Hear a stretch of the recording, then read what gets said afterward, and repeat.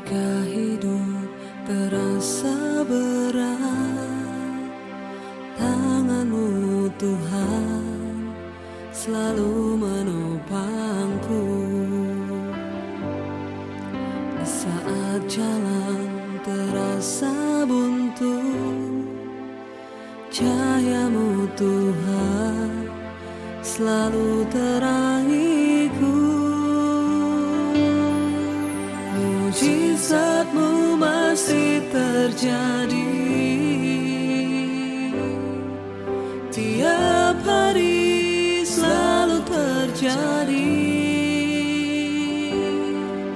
Mujizat-Mu masih terjadi setiap hari, selalu terjadi.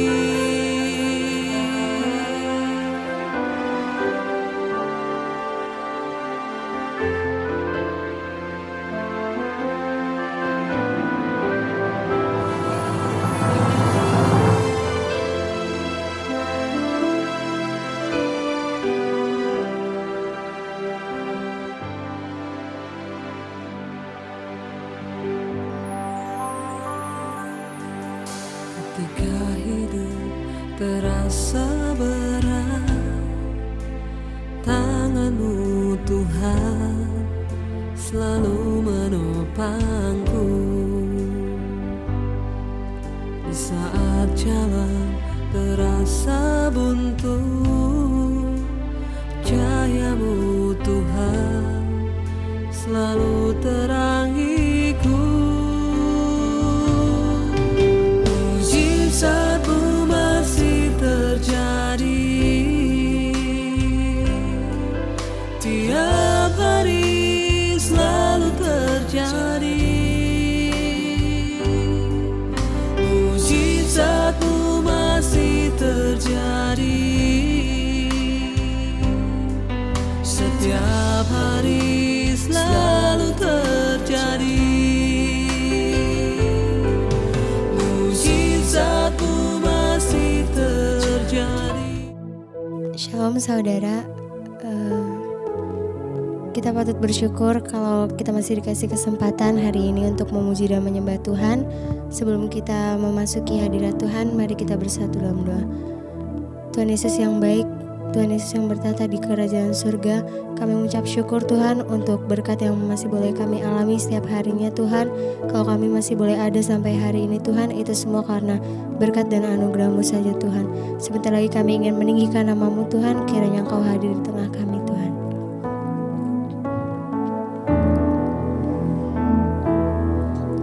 Kau tunjukkan kasih setia-Mu, Kau menyediakan yang ku perlu. Kau setia, Kau mulia, dulu, sekarang, dan selamanya. Kau tunjukkan kasih setia-Mu, Kau menyediakan yang ku perlu. Kau setia, Kau mulia, Bapa, Kau setia.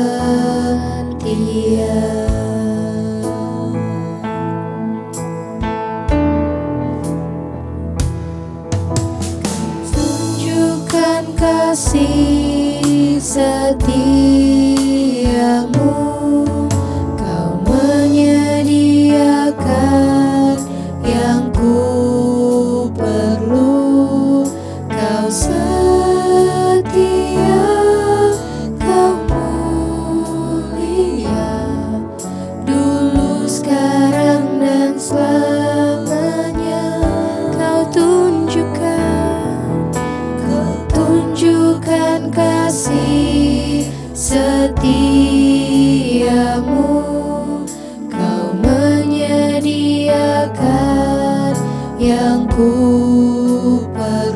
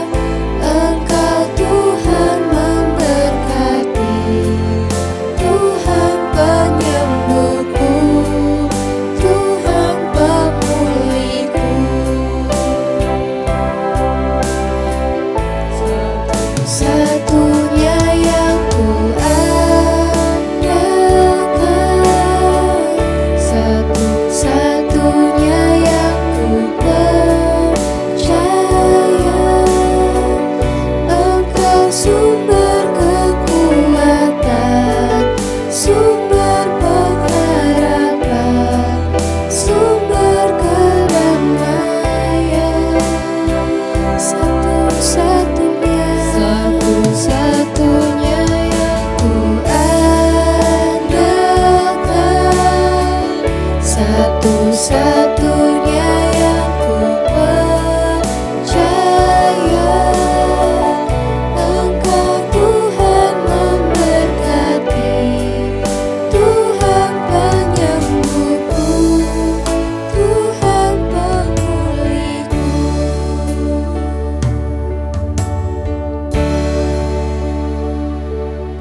Bapa, terima kasih, kami mengucap syukur buat hari ini Tuhan, Engkau yang terus menyertai hidup kami.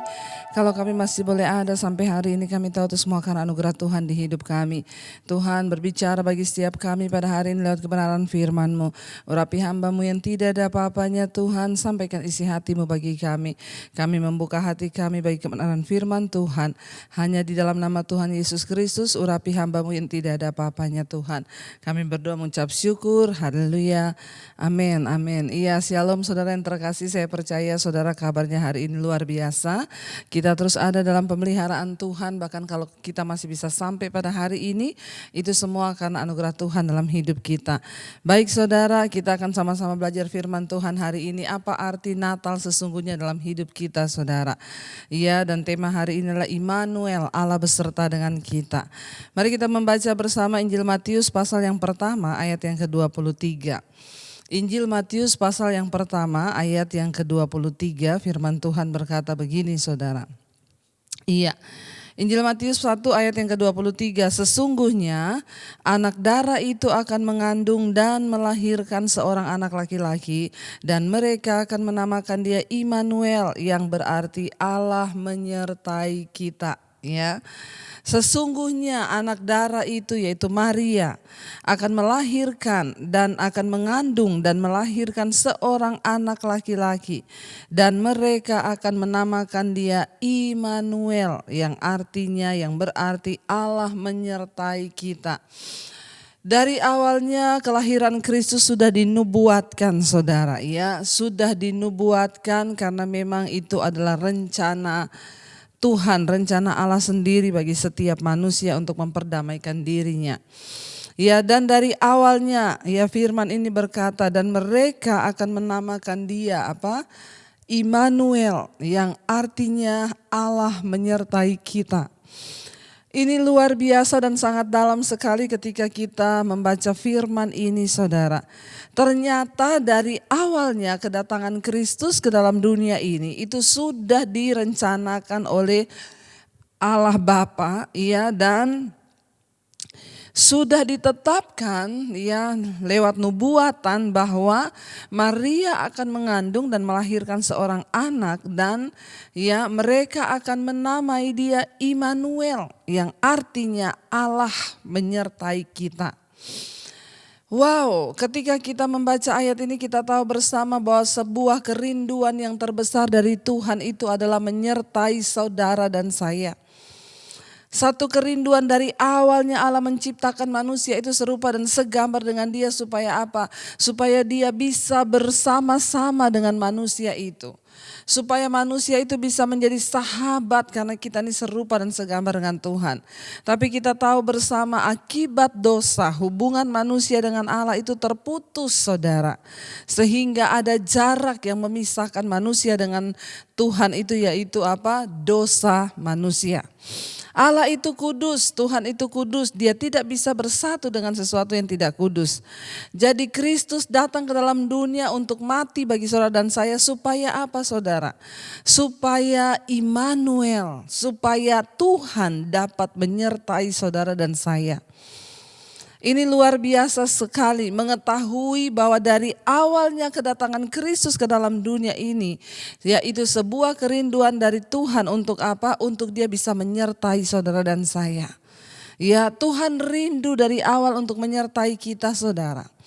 Tuhan rindu dari awal untuk beserta dengan kita di dalam segala aspek hidup kita. Tapi dosa telah membuat manusia terpisah dari Tuhan. Hari ini saudara, ketika kita mengerti rahasia ini, betapa dari awal Tuhan itu ingin beserta dengan kita. Betapa dari awal Tuhan itu ingin menyertai kita. Mari kita mau sama-sama saudara, ya, untuk introspeksi diri, bagaimana hubungan kita dengan Tuhan, ya. Bagaimana hari-hari ini, apakah kita masih merasakan penyertaan Tuhan itu? Apakah kita masih merasakan penyertaan Allah itu dalam hidup kita? Sayangnya ada begitu banyak orang Kristen yang tidak lagi merasakan penyertaan Tuhan. Ada begitu orang yang banyak yang WA ke saya, "Ibu, ya Tuhan itu ada di mana? Ya Ibu, saya tidak lagi merasakan Tuhan itu bersama saya. Ibu, Tuhan itu begitu jauh dari saya." Ada begitu banyak orang yang hari-hari ini bahkan tidak lagi bisa merasakan Tuhan dalam hidup mereka. Tidak lagi bisa merasakan kehadiran Tuhan dalam hidup mereka. Saudara, mari kita menyadari bahwa kerinduan dari Tuhan untuk datang ke dalam dunia ini untuk apa? Supaya Dia bisa beserta dengan saudara dan saya. Karena begitu besar kasih Allah akan dunia ini sehingga Ia mengaruniakan anaknya yang tunggal. Supaya barang siapa yang percaya pada Dia tidak binasa melainkan beroleh hidup yang kekal. Tuhan itu rindu untuk menyertai saudara dan saya. Kalau kita rindu agar Tuhan menyertai kita, percayalah Tuhan terlebih rindu untuk menyertai saudara dan saya. Tetapi apa yang bisa memisahkan kita dengan Tuhan? Satu, dosa. Ya, dosalah yang membuat manusia dengan Tuhan itu terpisah. Mari hari ini kita introspeksi hidup kita. Mari kita introspeksi kekristenan kita. Selama ini kita ikut Tuhan, apakah kita mau berjalan di dalam kekudusan? Apakah kita mau berjalan di dalam kebenaran? Ya saudara, makanya firman Tuhan berkata, ingat, bukan tanganku yang kurang panjang untuk menolongmu. Bukan telingaku yang kurang tajam untuk mendengarkan seruan dan doa-doamu. Tetapi dosamu itulah yang menghambat yang baik daripadamu. Dosa menghambat Tuhan bisa bekerja dalam hidup kita. Dosa menghambat Tuhan untuk bisa menyertai kita. Dosa adalah satu-satunya penghalang terbesar antara manusia dengan Tuhan. Karena itu yang pertama saudara, kalau kita rindu disertai oleh Tuhan, mari kita beresin semua hal yang tidak berkenan pada Tuhan. Mari tinggalkan semua dosa, mari kita berjuang untuk bisa hidup bersama-sama dengan Tuhan di dalam kekekalan. Mari kita berjuang untuk meninggalkan semua hal yang tidak berkenan. Ya, kemarin kita sudah belajar di doa malam, Tuhan berkata kepada bangsa Israel, ya dengarkanlah segala perintah-perintah dan perkataanku, supaya aku dapat menggenapi seluruh janjiku kepada nenek moyangmu, aku dapat menggenapinya atas hidupmu. Tuhan tidak bisa menyertai, Tuhan tidak bisa beserta dan menyatakan mujizat, menyatakan janjinya dalam hidup kita, kalau ada dosa yang menghalangi kita dengan Dia. Mari kita sungguh-sungguh hidup dalam pertobatan. Kita mau tinggalkan semua hal yang tidak berkenan yang dapat menghalangi hubungan kita dengan Tuhan, saudara. Ya, dikatakan di sini sesungguhnya anak darah itu akan mengandung dan melahirkan seorang anak laki-laki dan mereka akan menamakan dia Immanuel, yang berarti Allah menyertai kita. Bukankah yang kita rindukan dalam kehidupan kita, goal dari kekristenan yaitu ketika Tuhan menyertai umatnya. Ketika bangsa Israel dibawa keluar dari Mesir, ya dari tanah perbudakan menuju tanah perjanjian. Ya hanya satu yang bisa membuat mereka bertahan hidup di padang gurun yaitu apa? Penyertaan Tuhan. Ya penyertaan Tuhanlah yang membuat mereka bisa terus bertahan. Ya, yang bisa membuat mereka terus hidup ketika mereka kekurangan air. Tuhan melakukan mujizat, gunung batu dapat mengeluarkan air. Ketika mereka ketemu dengan sumber air yang pahit di Mara, ya lalu Tuhan berfirman dan Musa mengulurkan tongkatnya dan air itu bisa menjadi manis, saudara. Ya, ketika mereka meminta makan daging, Tuhan kirim burung puyuh buat mereka. Setiap hari ada roti, ada mana yang turun dari sorga. Wow, itu bukti penyertaan Tuhan yang luar biasa. Tapi ketika bangsa itu terus bersungut-sungut, mereka terus melakukan dosa di hadapan Tuhan. Yang terjadi adalah murka Tuhan. Tuhan tidak bisa bersama-sama lagi dengan mereka. Yang terjadi murka Tuhan sehingga begitu banyak mereka yang mati di padang gurun, saudara. Mari kita sungguh-sungguh menyadari di hidup ini Tuhan Yesus datang ke dalam dunia untuk menyertai kita. Makanya dia mati menyerahkan hidupnya bagi dosa-dosa kita. Nah, ketika kita sudah menerima dia, ayo kita hidup dalam kekudusan. Jangan lagi bermain-main dengan dosa. Supaya hubungan kita dengan Tuhan tidak lagi terputus, tidak lagi terpisah. Dan kita bisa mengalami berkat-berkat Tuhan. Orang Kristen, saudara, kenapa mengalami kehidupan yang terkutuk? Ada sesuatu yang belum beres di hidupmu atau di hatimu. Mari kita berdoa. Ya, mungkin kita berkata, tapi saya tidak bersinah, Bu. Saya itu tidak merugikan orang lain. Ya, saya tidak mencuri. Tetapi mungkin engkau iri hati. Mungkin engkau kepahitan dan dalam kekecewaan. Tuhan mau hidup kita beres. Ya, jangan lewatkan tahun ini, Natal tahun ini tanpa kita mengalami penyertaan Tuhan. Ya, sampai tahun depan kita mau memasuki tahun yang baru. Ya, biar Tuhan, kita minta Tuhan terus sertai kami. Kenapa saudara? Karena dari awal Tuhan datang ke dalam dunia sudah dikatakan. Ya, dia akan melahirkan seorang anak laki-laki dan mereka akan menamakan dia Immanuel. Yang berarti Allah menyertai kita. Satu kerinduan Tuhan untuk menyertai saudara dan saya. Tetapi yang menjadi penghalang itu adalah dosa. Mari kita bereskan hidup kita. Mari kita baca dalam Mazmur 23 ayat yang keempat, di sana Daud berkata begini. Sekalipun aku berjalan dalam lembah kekelaman, aku tidak takut bahaya. Sebab apa? Sebab engkau besertaku. Ya. Sekalipun aku berjalan dalam lembah kekelaman. Saudara bisa membayangkan lembah kekelaman itu seperti apa? Lembah kekelaman itu berbicara tentang kematian, tentang sesuatu yang mencekam, tentang sesuatu yang begitu menakutkan, bahkan kita ada dalam lembah bayang-bayang maut. Lembah kekelaman itu tidak enak, berbicara tentang sesuatu yang sangat-sangat tidak mengenakkan daging. Kekelaman itu satu kegelapan dalam hidup manusia. Mungkin saudara sedang merasakan hari-hari ini saudara ada di dalam lembah kekelaman. Rasanya tidak ada lagi kekuatan untuk bangkit. Rasanya tidak bisa lagi berharap. Ya, tetapi Daud berkata dengan satu perasaan tenang, dia bilang apa? Sekalipun aku berjalan dalam lembah kekelaman, aku tidak takut bahaya. Sebab engkau besertaku. Daud menuliskan ini bukan dia tidak pernah mengalami. Kita tahu bersama bagaimana Daud akan dibunuh oleh Saul, seorang raja di Israel. Yang mencari Daud untuk apa? Untuk dibunuh, dihabisi nyawanya. Dia benar-benar ada dalam lembah kekelaman. Tapi sebuah kepastian dia berkata, aku tidak takut. Cukup penyertaan Tuhan bagiku. Saat Tuhan beserta dengan kita, apa yang kita takutkan saudara? Penyertaan Tuhan itu segala-galanya dalam hidup kita. Bahkan di dalam lembah kematian sekalipun, di dalam lembah bayang maut sekalipun, Daud bisa berkata, sekalipun aku dalam lembah kekelaman, aku tidak takut bahaya, sebab engkau Tuhan besertaku. Ya, dia Tuhan yang beserta dengan kita. Saya pernah dulu saudara mengalami sesuatu. Ketika itu saya akan mengambil sebuah keputusan penting di hidup saya. Saya bergumul dengan Tuhan. Tuhan, apa yang harus saya lakukan? Tuhan, tunjukkan jalanmu kepadaku Tuhan. Saya benar-benar tidak tahu mau melangkah kemana.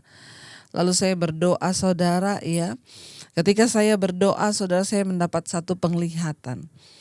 Saya berdiri di sebuah jalan dan itu ada di padang gurun. Ya, padang pasir, padang gurun. Ya, terhampar luas di depan saya. Dan jalan itu hanya jalan setapak yang berkelok-kelok dan saya tidak tahu ujungnya ada di mana. Tapi saudara, ketika itu saya berdiri di jalan itu saudara, dan saya mendengar ada suatu suara yang sangat berwibawa berkata, kamu harus berjalan melalui jalan itu. Tapi saya begitu ketakutan karena saya tidak tahu ujung jalan itu ada di mana dan saya benar-benar sendiri di situ. Tiba-tiba dalam ketakutan saya cuma menangis, saya bilang, Tuhan jangan tinggalkan saya Tuhan. Tuhan tolong saya, jangan tinggalkan saya. Tiba-tiba saya dapat dalam penglihatan itu saya melihat Tuhan tuh turun, dia berdiri di depan saya. Waktu dia berdiri di depan saya langsung spontan karena saya ketakutan, saya tangkap jubahnya Tuhan Yesus saudara. Dan ketika itu Tuhan tuh hanya menoleh kepada saya, dia berkata begini, selama aku di depanmu, jangan takut, seburuk apapun jalan itu, asal aku besertamu, jangan takut. Saya menangis saat itu, saya bilang yes, amin Tuhan. Ya, lalu penglihatan itu selesai. Ya, Tuhan berkata, selama aku besertamu, jangan takut, seburuk apapun jalan itu. Saya ingat firman ini yang Daud tulis. Sekalipun aku berjalan di dalam lembah kekelaman, aku tidak akan takut bahaya karena Engkau besertaku. Siapa yang bisa melawan Tuhan? Keadaan apa yang bisa menaklukkan dia? Bahkan ketika ada di tengah badai, murid-murid perahu mereka hampir tenggelam. Mereka sudah berpikir bahwa mereka akan mati binasa. Tapi Yesus berkata, jangan takut. Mereka lupa bahwa Yesus beserta mereka dalam perahu itu. Selama Yesus ada beserta dengan engkau dalam perahu kehidupanmu, perahu rumah tanggamu, dalam perahu usaha pekerjaanmu, jangan takut. Ya, Tuhan bilang, seburuk apapun jalan yang harus engkau lewati, jangan takut sebab aku besertamu. Saudara, seringkali keadaan ketakutan kita membuat kita tidak lagi bisa melihat Tuhan dengan mata iman. Persoalan bagi manusia yang terbesar tadi yang pertama, kenapa kita tidak bisa merasakan penyertaan Tuhan? Yang pertama karena dosa. Yang kedua, kenapa kita tidak bisa lagi merasakan penyertaan Tuhan? Yang kedua, karena Tuhan itu tidak terlihat dengan mata jasmani. Tuhan itu hanya bisa dilihat dengan mata iman. Karena itu setiap orang yang mau merasakan penyertaan Tuhan, dia harus terus membangun imannya, membangun manusia rohaninya, supaya engkau mencapai level atau dimensinya Tuhan. Kita tidak bisa menjadi orang Kristen yang hanya berdiam diri saja. Kita harus membangun manusia rohani kita, naikkan standar imanmu. Jangan punya iman yang biasa-biasa saja. Mari kita mulai masuk dalam dimensinya Tuhan dan berkata, Tuhan, aku mau. Bahkan aku mau mengalami hal-hal yang luar biasa bersama Tuhan. Saudara yang ikut mesbah doa setiap malam, saudara mendengarkan banyak kesaksian yang begitu luar biasa. Orang-orang yang tadinya ketika pandemi ini kehilangan pekerjaan, kehilangan penghasilan. Lalu mereka mulai masuk di dalam dimensinya Tuhan. Tadinya gak pernah puasa, mulai coba berpuasa. Mulai cari Tuhan. Makanya saya selalu berkata, jangan cari pendeta, jangan minta doa kepada saya, datang pada Tuhan secara pribadi. Saya melihat, wow, orang-orang mengalami kesembuhan, orang-orang mengalami pelipat gandaan. Mereka mulai melihat bagaimana Tuhan turut bekerja. Wow, saudara. Ya, ayo. Tuhan itu Tuhan yang hidup dan sampai hari ini dia masih menyertai saudara dan saya. Tapi kenapa kita tidak bisa merasakan penyertaannya? Karena engkau hanya berada di level iman di bawah rata-rata. Tuhan mau kita masuk ke dimensinya dia. Bangun manusia rohanimu. Kalau selama ini engkau tidak pernah berpuasa, mari mulai berlatih untuk berpuasa. Mari kita mulai bayar harga untuk mencari Tuhan sungguh-sungguh. Ya, saya selalu berkata, kasih Tuhan tidak bersyarat, tapi berkat Tuhan itu bersyarat. Ketika engkau mau merasakan berkat-berkat mujizatnya, ada syarat yang harus engkau penuhi. Salah satunya Tuhan berkata, jika engkau menjadikan kebenaran menjadi barisan depanmu, maka kemuliaan Tuhan akan mengikuti hidupmu. Ya, kalau kebenaran di depan kita, kemuliaan Tuhan mengikuti kita, itu bonus yang akan Tuhan berikan bagi orang yang berkenan kepada Dia. Ketika bangsa Israel mulai memberontak, Tuhan berkata, aku tidak bisa menggenapi janjiku kalau engkau tidak taat kepada firmanku.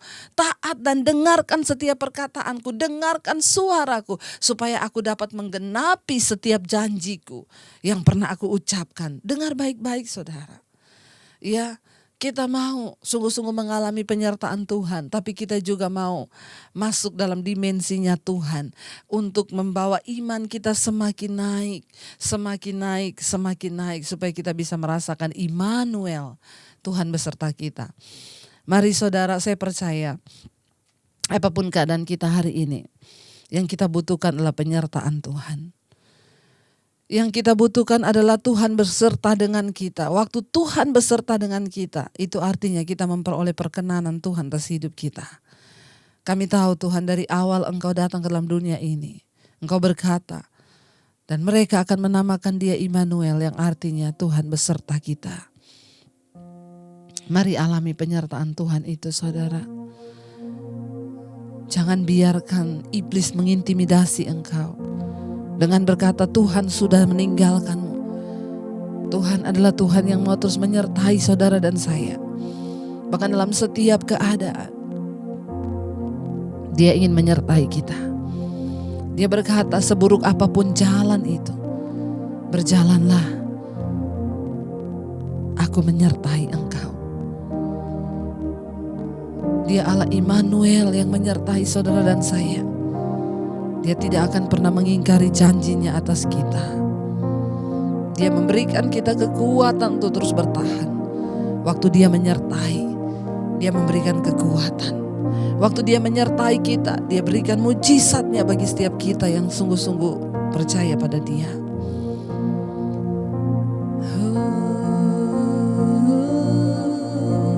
Kau kuatkan aku bertahan, Kau harapan dalam kesesakan, Kau buktikan kesetiaan-Mu Tuhan. Engkau Allah Immanuel, Kau kuatkan aku bertahan, Kau harapan dalam kesesakan, Kau buktikan kesetiaan-Mu Tuhan. Engkau Allah Immanuel. Percayalah saudara, Dia Allah Immanuel yang menyertai kita. Mari katakan dengan Immanuel, Immanuel,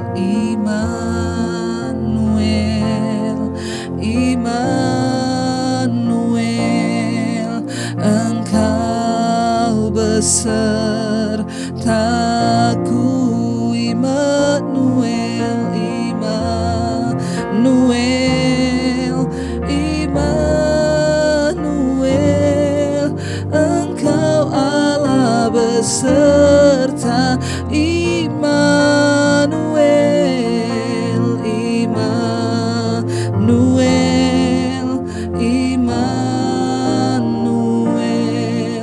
Engkau besertaku. Immanuel, Engkau Allah besertaku. Jangan pernah lupa bahwa Tuhan menyertai saudara dan saya. Dia datang ke dalam dunia karena sebuah kerinduan untuk menyertai kita. Namun mari kita yang harus memperbaiki setiap hubungan yang rusak dengan Tuhan itu. Buang semua dosa yang menghalangi untuk Tuhan bisa menyertai kita. Buang semua hal yang tidak berkenan yang menghalangi Tuhan dapat menyertai hidup kita. Segala kenajisan, percabulan, kemarahan, kepahitan, ketakutan, kekhawatiran. Biar kita mau buang semua sampah-sampah rohani itu yang membuat Tuhan tidak bisa bermanunggal dengan kita. Mari hari ini kita mau datang pada Tuhan dan berserah dan katakan, Tuhan, kami mau Engkau menyertai kami. Karena itu kerinduan dari awal Engkau datang ke dalam dunia ini untuk menyertai kami, Tuhan. Biarlah kami terus boleh merasakan Engkau. Kami mau mengangkat mata iman kami untuk memandang pada Tuhan, bahwa kami masuk dalam dimensi-Mu Bapa.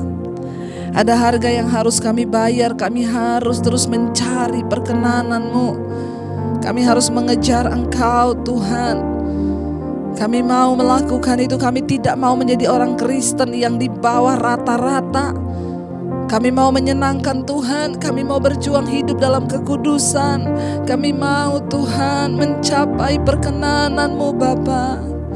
Kami mau Tuhan Mampukan kami Bapa, bawa kami hidup dalam perkenanan-Mu Tuhan.